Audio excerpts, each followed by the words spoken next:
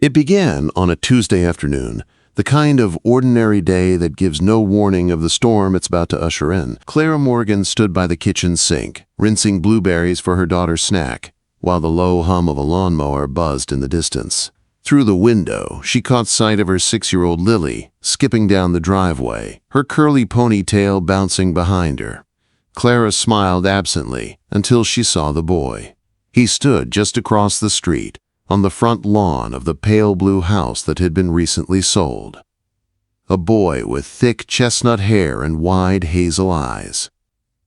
Something about his face made Clara's heart stutter, a smile that tugged up slightly higher on one side.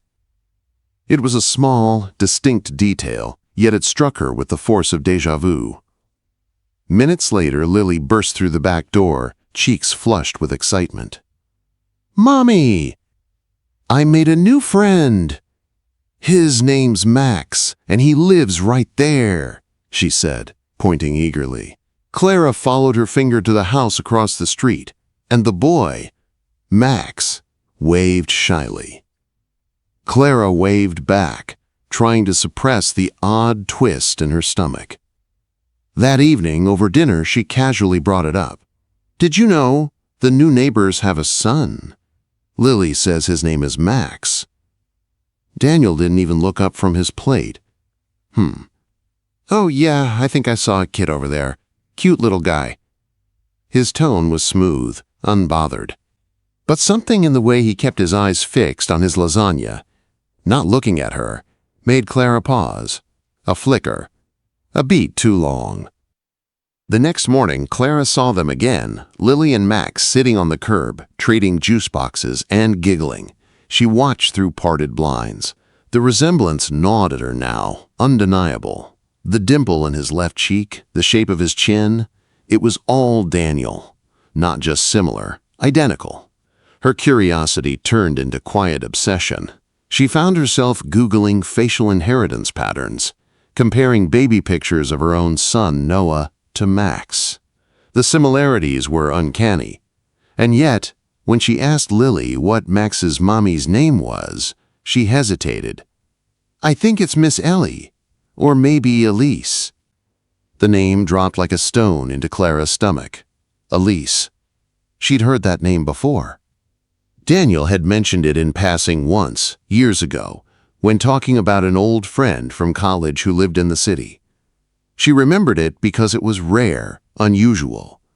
Elegant, Clara couldn't shake the growing sense of unease. What had seemed like coincidence began to feel choreographed, staged, as if someone had placed that house and that family exactly where they were meant to be. That night, as Daniel lay beside her in bed, scrolling his phone, she stared at the ceiling in silence. Her mind was spinning, stitching together fragments, drawing lines where none should exist. Across the street, a boy with her husband's smile was sleeping under another roof. And Clara Morgan's perfect world had just begun to crack. Clara hadn't meant to follow him. It was a chilly Thursday evening, the kind that smelled of fallen leaves and early frost. Daniel had left the house claiming he needed to pick up printer ink before the store closed. Something about his rushed voice and the way he avoided her eyes sent a ripple of suspicion down Clara's spine. So 15 minutes later, she tucked Lily and Noah into bed, grabbed her coat, and followed. Daniel's car didn't go to the office supply store. Instead, he took a strange, unnecessary turn into their own neighborhood loop, passing their street, driving straight past their home. Clara's breath caught as she realized where he was going. No, not there. But he pulled into the driveway of the pale blue house across the street. Elise's house. Max's house. Clara parked a safe distance away, her fingers clenching the steering wheel as she watched. Daniel stepped out of the car, glanced around, and used a key to let himself in. A key. She couldn't move for several long seconds, heart pounding loud enough she swore the whole world could hear it. Something inside her snapped. She flung open her door and walked up the sidewalk, her legs moving faster than her thoughts. She crossed the street, trembling with each step toward the house that mirrored her own in size but now felt alien and forbidden. The front porch light was on. The curtains didn't quite cover the living room window. She heard laughter, Daniel's, and a woman's voice in return, Elise. Clara edged to the side window and looked inside.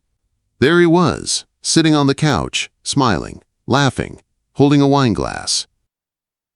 Then Elise walked in, barefoot and casual in a silk robe, and leaned down to kiss him. Not on the cheek, not a friendly peck, no hesitation.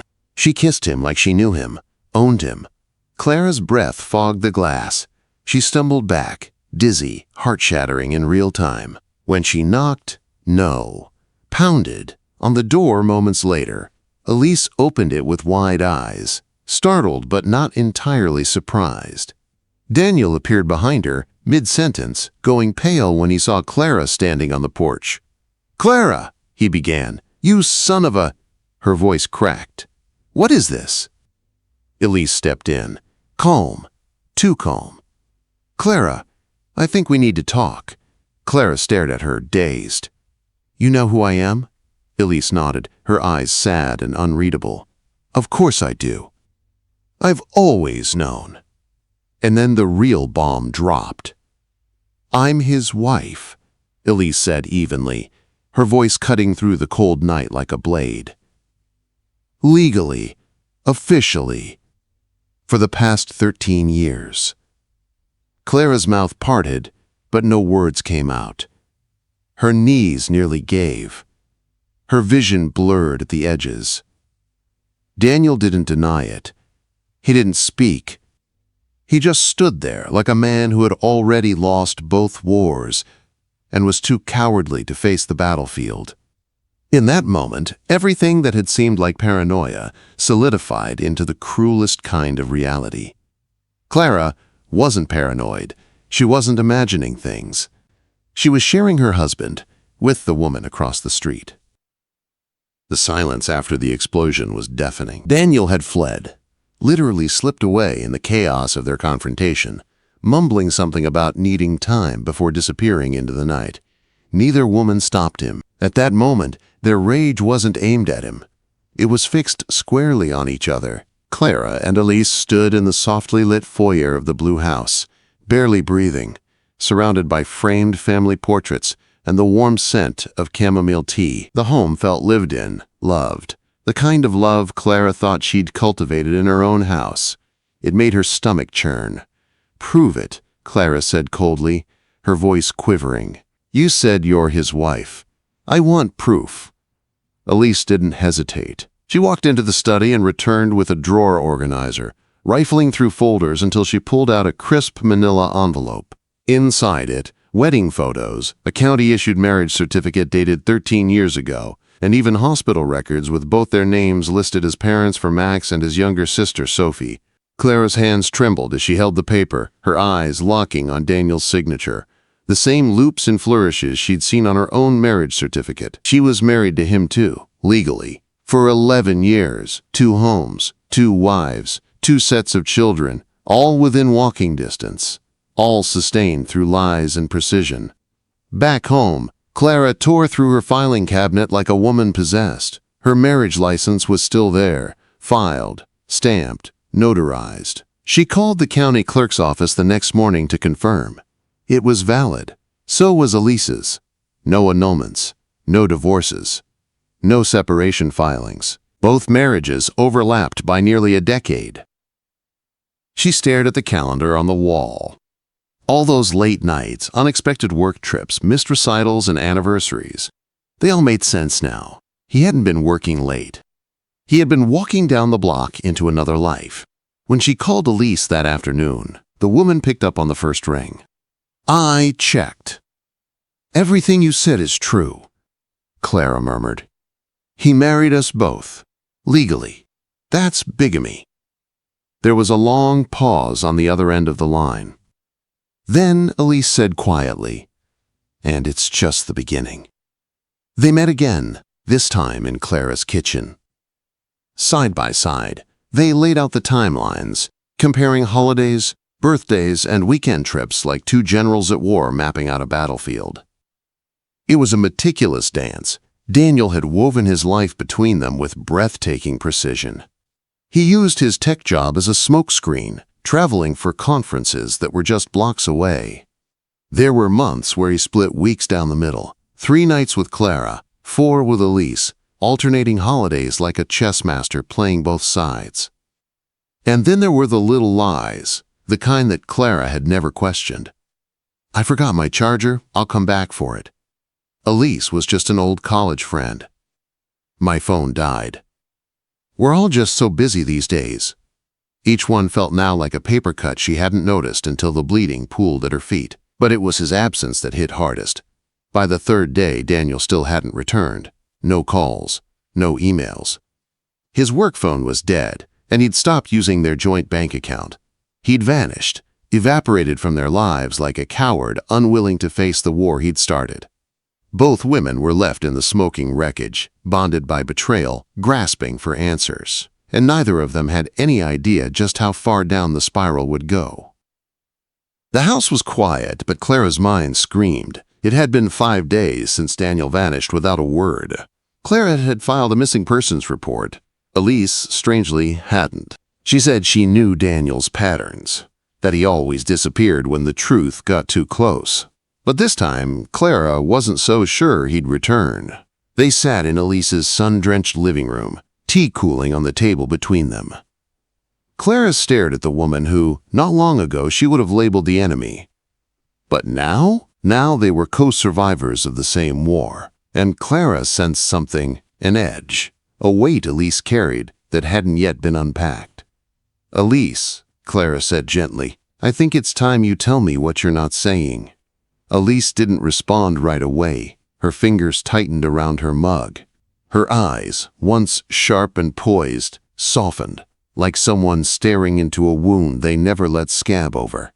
"I've known about you for almost 3 years, she said finally. Clara froze. "What?" Elise's voice shook. "I found one of his phones, not the one he used with me, another one, hidden in his sock drawer. There were photos of you and your children. He labeled you as client, CM, in his contacts. I didn't know what to do. At first I thought maybe he was cheating, maybe you were just another affair. But then I dug deeper.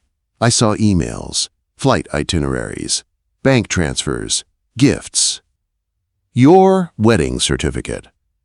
Clara's hands were ice cold. "And you didn't say anything?" Elise blinked back tears. "I was afraid. I confronted him, and he begged me to stay quiet.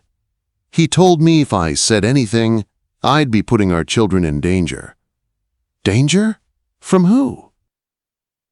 Elise set her mug down and leaned forward, her voice dropping to a whisper. "He said there were people, dangerous ones, that if I went public, if I tried to leave or expose him, they'd come for me. For the kids. He never gave me names, just hints, enough to make me wonder if he was paranoid or protecting us. Or both." Clara stared at her. "And you believed him?" "I didn't want to, but then strange things started happening. A black SUV parked outside our house for days. My car's brake line cut, but never reported. Once, I got a letter. No return address. Just a single line written inside. 'Keep your mouth shut, Elise.'" Clara felt the room tilt. This was no longer about betrayal. It was something deeper, darker. A shadow she hadn't seen before.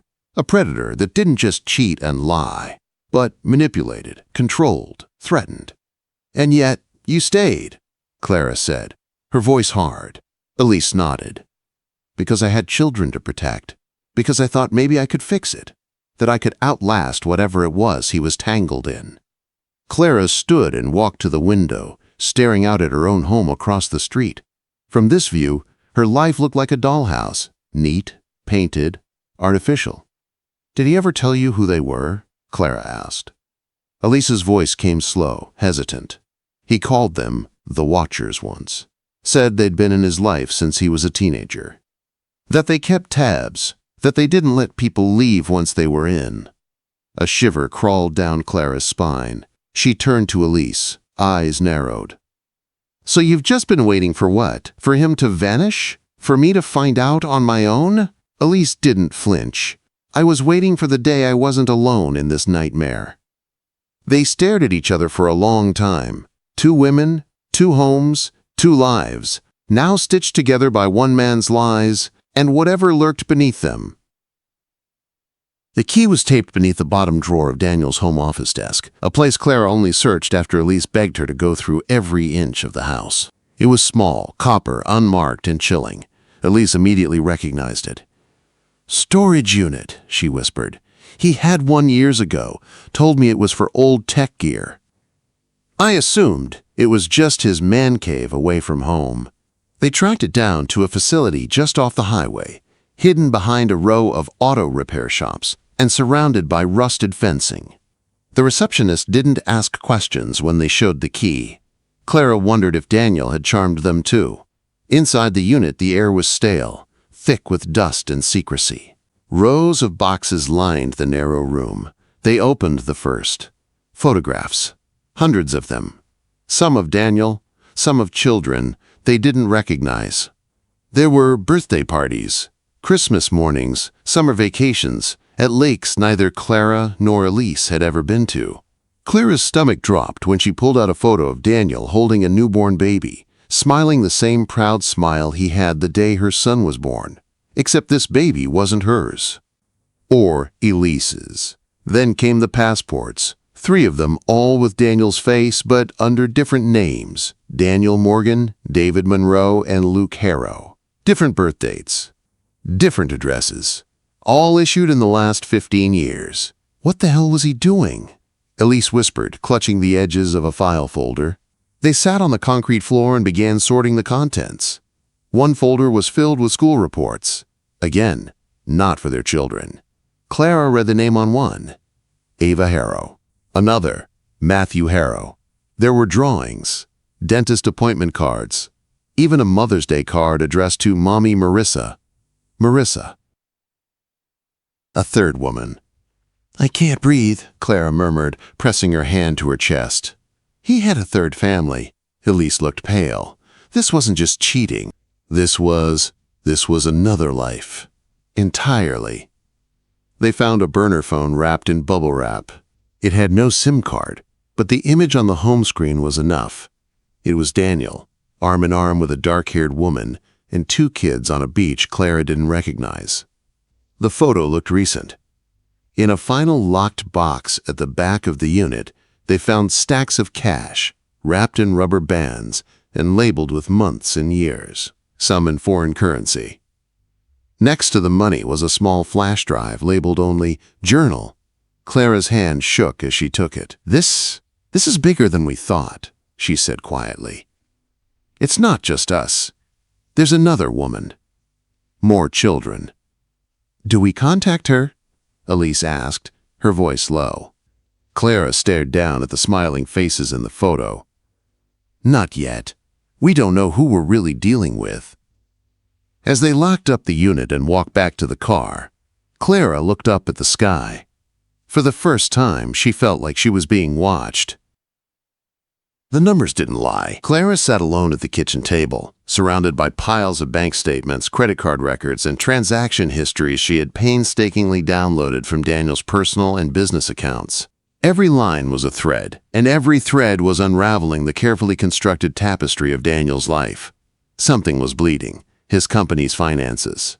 Her tech firm, the very business she once admired Daniel for building, was quietly being drained. She traced hundreds of thousands of dollars funneling into offshore accounts she'd never heard of, and large wire transfers heading to an obscure remote address in the wilderness, a location marked only by GPS, coordinates on a few of Daniel's travel itineraries. That address wasn't just any place. It was tied to Daniel's childhood, a small, isolated cabin hidden deep within dense forest land, miles away from any town. A place Clara had never known existed. She called Elise immediately. "I've found it," Clara said breathlessly, "his childhood home. And it's where a lot of the money's going." Elise was silent on the other end for a moment. "That place, it's not just a cabin. It's the heart of something darker. When I was still in the cult commune, that location was off limits, a sanctuary for the men who ran things." The word cult echoed through Clara's mind like a bell-tolling doom. They shared everything they could find on Daniel's accounts. Bank ledgers showed frequent payments labeled protection, supplies, and meetings. Clara's stomach twisted when she discovered the name of the account recipient, a shell corporation registered under a name she couldn't place but would later learn was linked to the commune. The embezzlement was staggering. Daniel wasn't just hiding families. He was funneling his company's resources into something secret, something dangerous. Clara's phone buzzed with an anonymous text. "Stop digging or you'll lose more than money." She swallowed hard. For the first time, the betrayal was no longer about heartbreak. It was about survival. The forest swallowed them whole. Clara and Elise drove down the gravel road, winding through towering pines, the late afternoon sun filtering through thick branches like shards of fractured light. The air smelled of damp earth and pine needles, heavy with silence. They were heading toward the remote compound Daniel's father's journal had described, a place Clara had never even imagined existed. When they finally arrived, the compound lay hidden behind high wooden fences topped with razor wire. The faded sign read, "The Sanctuary." The word felt cruelly ironic. The gate was locked, rusted shut, but Elise pulled out a folded map and a key Daniel had slipped to her years ago, just in case. Inside, the compound was frozen in time. Dilapidated cabins circled a central building draped in peeling white paint, windows boarded or shattered. Overgrown weeds strangled the pathways. An eerie stillness hung in the air, like a ghost town preserved by fear. They moved cautiously through the compound, each step revealing fragments of a life Clara never wanted to see. Elise's voice trembled. This was the cult where Daniel was raised. They called it a training ground, a place to teach the men how to survive by living parallel lives. The leaders believed dual identities were necessary to protect themselves from the outside world. Clara shivered. "Parallel lives? Like his family's?" Elise nodded. "Exactly. They groomed the men to keep secrets, to deceive, to disappear when necessary, and to be ruthless if anyone threatened the order." In the main building, they found a locked desk drawer. Elise's hands shook as she retrieved a battered, leather-bound journal, the journal of Daniel's father. The pages were yellowed, the ink faded, but the words inside burned with purpose. The elder Morgan had chronicled his life in the cult, the indoctrination, and the prophecy that his son, Daniel, was destined to become the cult's next leader, meant to expand its reach beyond the compound. There were warnings, too, of betrayals, of dangers lurking outside and within, and of a darkness that Daniel was both fighting and embracing. Clara's heart pounded as she read aloud a chilling passage. "He will walk among us, a man with 3 faces, a spider weaving his web. But beware, his salvation may become our destruction." The weight of the revelation crushed Clara. Her husband's secret lives weren't just acts of selfishness. They were part of something deeply sinister, something with roots buried in fear, manipulation, and control. And now, she and Elise were trapped in its shadow. They sat in silence, the journal open between them on the dusty cabin floor. Outside, the woods rustled with distant birdsong, but inside, the air was thick with tension. Clara finally asked what had been festering inside her for days. "Elise, how do you know so much about this place?" Elise didn't answer right away. Her fingers trembled as she closed the journal and exhaled slowly, like she'd been waiting years for this moment. "Dreading it. Because I didn't just know about the commune," she said softly. "I lived here." Clara stared. "What?" "I was born here," Elise continued, her voice heavy. "My parents were part of the original inner circle. I left when I was 19. Escaped. I thought I was free." She stood, pacing now, her arms folded tightly as though shielding herself from the memory. "I knew Daniel before I ever met him on the outside. Our marriage, it wasn't a coincidence. It was arranged, a directive from the leaders. We were supposed to continue the bloodline, expand the philosophy, I didn't want it. I begged to leave. Daniel promised he'd protect me, let me start a new life. Clara's mouth had gone dry. So, this wasn't some chance meeting? You knew? Elise shook her head desperately. Not about you. Not about the others. I thought he'd left it all behind. But when I saw your daughter that day, I recognized something in her face. Something I remembered from the old prophecies about a child born under dual moons. It sounds crazy, I know, but they believed these children had purpose. Clara stepped back, reeling. You knew about me and said nothing. I was scared, Elise snapped. Not just of Daniel, of them, the people who never left. They watch everything, and if they knew I betrayed them, I'd never be safe again. My children wouldn't be safe. Clara felt the floor tilt beneath her. Her world had already collapsed once, but this was worse. It wasn't just Daniel who had lied. It was Elise, her only ally in this mess. You lied to me, Clara whispered. I protected you, Elise said. I helped you uncover the truth. But yes, I should have told you sooner. Clara's eyes narrowed. How do I know you're not still working for them? You don't. Elise's voice was quiet now, resigned. All you have is my word. And I know how little that means right now. Clara turned away, her heart pounding with betrayal, grief, and the sharp sting of doubt. Everyone around her had been playing a role in a script she never agreed to, everyone except her children. She looked toward the darkening trees outside the window. Whatever this was, she would end it. Not for Daniel, not for Elise, but for the children caught in a web they never chose. But the silence that followed Elise's confession said it all. The cult wasn't just part of Daniel's past. It was still watching. The letter was hidden behind a false panel in the back of a drawer inside the compound's main building, a place Clara and Elise had searched before, but not carefully enough. It was Elise who found it. A plain envelope, yellowed at the edges, sealed with red wax, and marked only with a name, Daniel. They opened it together, the paper fragile in Clara's trembling hands. Inside was a single handwritten page. Daniel's father's final words to his son. You were never meant to be what they made you. You were born with a gift. Clarity, Will. That's why they chose you, why they groomed you. But it was always your destiny to destroy the sanctuary, not to lead it. Clara read it aloud, each sentence laced with pain, love, and warning. The letter chronicled a hidden mission Daniel had been burdened with since childhood, an undercover rebellion sanctioned by his own father. His 3 lives, the wives, the children, the lies. It wasn't just deception.